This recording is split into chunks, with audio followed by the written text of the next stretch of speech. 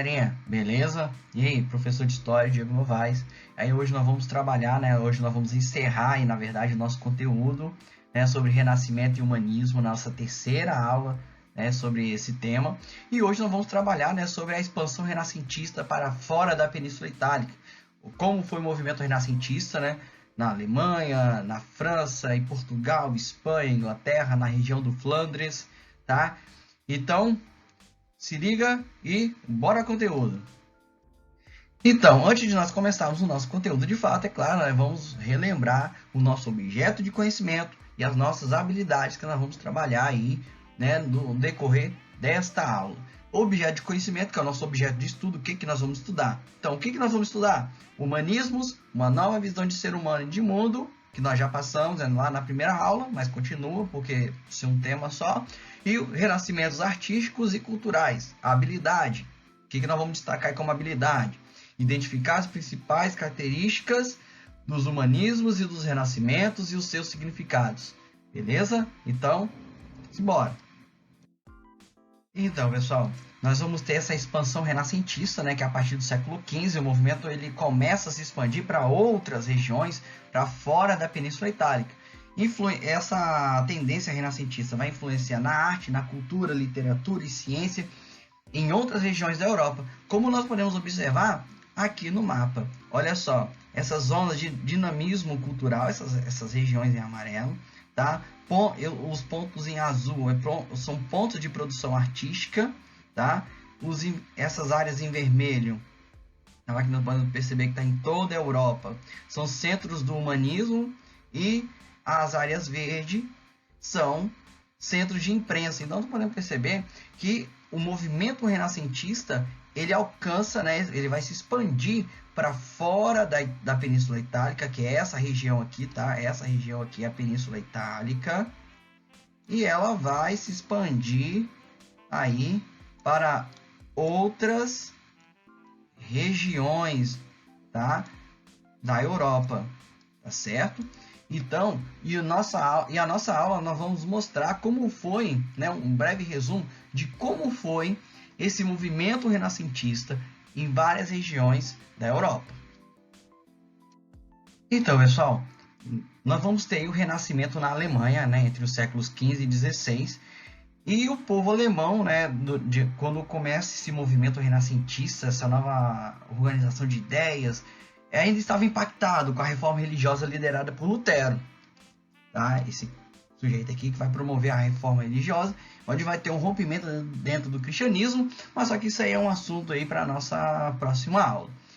Então, no Renascimento alemão, vai haver uma grande influência renascentista, né, que surge na Itália, na Península Itálica, na produção artística alemã, tá?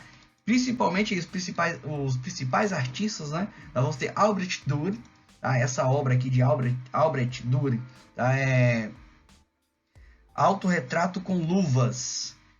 Então podemos perceber os vários traços, né, renascentistas na obra, tá? Então nós vamos ter uma incorporação aqui dos traços renascentistas, tá? Com elementos aí da cultura germânica. Nós vamos ter Hans Holbein, o jovem, tá? Porque, claro, obviamente, é isso mesmo que você está pensando. Porque tinha o Hans Holbein, o velho, então nós tínhamos o Hans Holbein, o jovem, tá? Esse quadro aqui é Autorretrato de Ana Cleves, tá? É uma obra renascentista. Então nós podemos perceber que os traços renascentistas, como a simetria, a proporção, realismo das obras, então vai ter essa influência do renascentismo italiano nas obras germânicas, né, da região da Alemanha. Além da pintura, nós vamos ter também a arquitetura, e o principal nome daí da arquitetura alemã nesse período de expansão renascentista vai ser de Elias Hohl, tá? Essa construção arquitetônica hoje é a atual sede da prefeitura da cidade de Augsburg, na Alemanha, e ela foi construída no século XVII por Elias Hohl. Então, pessoal, já no Renascimento na França, entre os séculos XV e XVI, nós vamos ter a importante atuação dos mecenas, tá? Lembrando que os mecenas são pessoas ricas que vão financiar artistas, tá? Para a promoção de ideias renascentistas. E esse período do Renascimento, né, na França, nós vamos ter um período de renovação das ideias, onde, né, nas obras literárias defendia uma postura cética. Mas o que é ser uma pessoa cética? Então, ser uma pessoa cética é uma pessoa que duvida, que não acredita, tá? Então, a defesa de uma postura de criticar, de questionar ou até mesmo de não acreditar nos dogmas e das verdades absolutas. Lembrando que ainda essa transição de idade média para a idade moderna, não tem a presença de muitos dogmas da igreja. Então, a defesa do questionamento desses dogmas e das verdades absolutas defendidas principalmente pela igreja. E os principais artistas literários, vamos ter Michel Montaigne, com a obra Ensaios. Tá? Olha só, por exemplo, a ideia filosófica de Michel Montaigne na sua obra Ensaios. É grande bobagem prolongar e antecipar, como todos fazem, as mazelas humanas. Prefiro ser velho menos tempo do que ser velho antes de sê-lo. Então, essa ideia filosófica certas regiões da França vão formar núcleos humanistas de filosofia. Tá? Além de Michel Montaigne, nós vamos ter François Rabelais, com a obra A Vida de Gargantua e de Pantagruel. Essa obra, inclusive, por trazer uma linguagem muito vulgar, ele foi censurado pela igreja. Tá? Aqui temos um dos versos: a ignorância, acho que todo mundo já ouviu esse verso, a ignorância é a mãe de todos os males. Tá? Essa frase de François Rabelais, ela está descrita nessa obra, né? A Vida de Gargantua e de Pantagruel. É claro que tem outras coisas que eu não podia colocar aqui, né, nessa videoaula, mas de uma linguagem muito vulgar que, como eu falei, a própria Igreja Católica ela vai censurar a obra de François Rabelais. Já em Portugal, entre os séculos XV e XVI, também nós vamos ter a expansão renascentista. E essa expansão renascentista ela vai ser refletida no sucesso das grandes navegações. As grandes navegações portuguesas, tá? Que chegaram ao continente africano, Ásia e, consequentemente, também a América. Tá? Então, a obra renascentista portuguesa ela vai refletir esse sucesso aí das grandes navegações.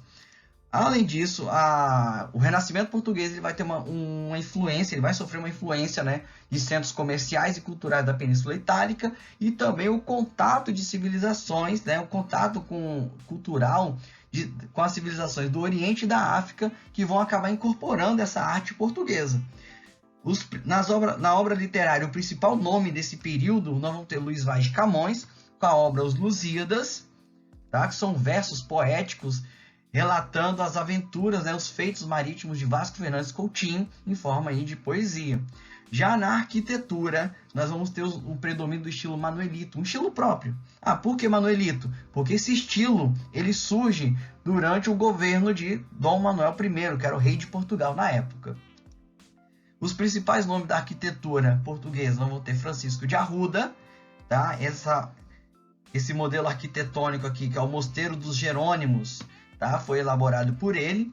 E também nós vamos ter o Diogo de Torralva, que vai elaborar aí a Torre de Belém, em Portugal. São obras aí arquitetônicas que se encontram em Portugal até hoje.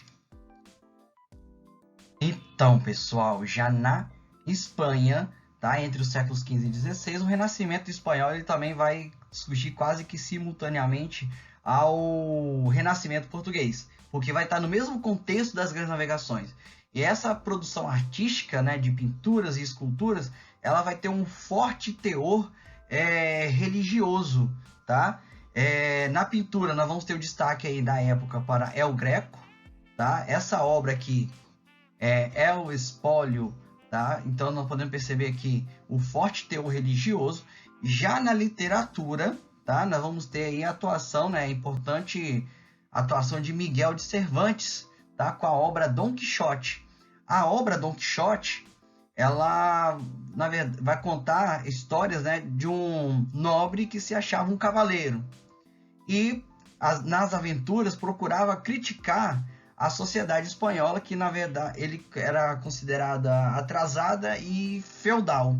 Então a obra ela procurava criticar a sociedade espanhola da época, tá? As aventuras, os romances de Miguel de Cervantes no decorrer das suas aventuras. Aí na obra, né, Don Quixote, aí nessa imagem de escultura que vocês podem observar, é uma retratação, né, da obra literária Don Quixote e o seu companheiro, né, Sancho Panza, beleza? Então, já na Inglaterra, tá, nós vamos ter entre os séculos 16 e 17, tá, o Renascimento inglês, que vai contextualizar com um período de grande prosperidade econômica por causa da intensa atividade comercial e também da exploração das colônias na América. Lembrando que no século 17 a Inglaterra iniciou sua colonização, onde hoje nós conhecemos como Estados Unidos. Então, na música, nós vamos ter o destaque de William Byrd, tá? Lembra da polifonia que nós vimos na última aula? Né? Então, vai destacar com letras como Ave Verum Corpus e Missa para Quatro Vozes. Tá? Então, essa produção musical vai ter esse destaque de William Byrd. E na literatura, tá? O principal nome que nós vamos ter aqui é de William Shakespeare. O William Shakespeare, de repente, seja o maior dramaturgo conhecido, tá? De todos os tempos. Ele vai trazer obras como Romeu e Julieta, tá? Que no decorrer dos anos virou várias peças de teatro até hoje, filme, novela, literatura, enfim, várias obras, tá? E também a obra Hamlet, tá? A famosa frase ser ou não ser, eis a questão, tá? Então, todas essas obras renascentistas em diferentes lugares da Europa, ela vai ter, como já foi dito, vai ter o princípio, né, o seu ponto inicial, o Renascimento italiano, tá? E dali vai para outras regiões. Então, todas essas obras, ela tem o que é a questão, a forte influência das ideias humanistas, né, principalmente do antropocentrismo, igual ao ser ou não ser. Eis a questão. A discussão, ela vai muito além disso, porque viver ou morrer, tá? Então, é uma discussão filosófica muito complexa, tá? Que vai muito além dessa simples frase.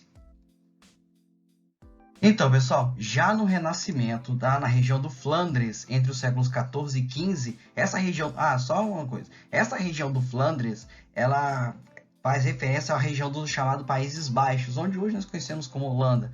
Então, essa região, o período renascentista, né, nessa região, ela vai contextualizar com o período de expansão comercial. E percebam que pela datação, século 14 e 15, ele vai ser praticamente que paralelo ao Renascimento que vai estar ocorrendo na Península Itálica. E olha só, o Renascimento nessa região vai influenciar na literatura, na filosofia e também nas artes plásticas. Inclusive com a criação da tinta óleo. Essa tinta óleo, além de trazer mais luminosidade às pinturas, ela demorava mais tempo para secar, então dava tempo do artista fazer certos ajustes nas pinturas. Então, na pintura, nós vamos ter o destaque para Jan van Eyck, tá? Com a obra Adoração ao Cordeiro Místico. Na obra, nessa região do Flandres, tinha uma característica de misturar o santo e profano, né? Ou seja, misturar questões ligadas religiosas com a questão não religiosa. Então, nessa obra aí de Jan van Eyck, nós vamos ter a chamada Adoração ao Cordeiro Místico. Nós vamos ter Hieronymus Bosch com a obra A Tentação de Santo Antônio, que é essa aqui, e também Pieter Bruegel, que geralmente ele é um dos principais nomes, né, um principal nome da pintura nessa região do Flandres, com a obra A Torre de Babel. Beleza? Então, pessoal, agora nós vamos trazer essa ideia, né, do movimento renascentista. Nós já estamos falando de arte, de cultura, né? Enfim, o acesso à arte, né, trazendo isso para os nossos dias, o acesso à arte é um direito humano previsto, né, na Declaração Universal dos Direitos Humanos, que foi elaborado lá em 1948. Nessa declaração prevê o seguinte, que toda pessoa tem o direito de participar livremente da vida cultural da comunidade, de desfrutar das artes e também de participar do processo científico e de seus benefícios. No Brasil, essa responsabilidade do acesso à cultura e à arte, é uma responsabilidade do governo, tá? Mas só que o governo, né, ele não acaba não dando conta de promover esse acesso à arte e à cultura a todo mundo. Então, numa tentativa de evitar os nossos jovens de ter acesso às drogas, de entrar no mundo do crime, tudo isso, nós temos a criação, né, existe o trabalho das ONGs que, como forma de tentar amenizar esses problemas, possibilitam, né, principalmente em regiões carentes, o acesso à cultura e à manifestação artística, tá? Em várias localidades, em várias cidades e bairros, nós temos a atuação de ONGs que procuram, né, trazer esse acesso à cultura e à arte a jovens e adolescentes com risco social, ou seja, com um risco iminente de entrar, né, no mundo das drogas e no mundo do crime. Tá certo? Então, como nós podemos ver nas imagens, o trabalho de algumas ONGs que buscam, né, facilitar esse acesso à arte e à cultura a pessoas jovens e adolescentes carentes e que sofrem desse risco social. Beleza? Então, pessoal, nós chegamos aí, né, ao fim da nossa saga de 3 aulas, né, sobre o movimento humanista e renascentista.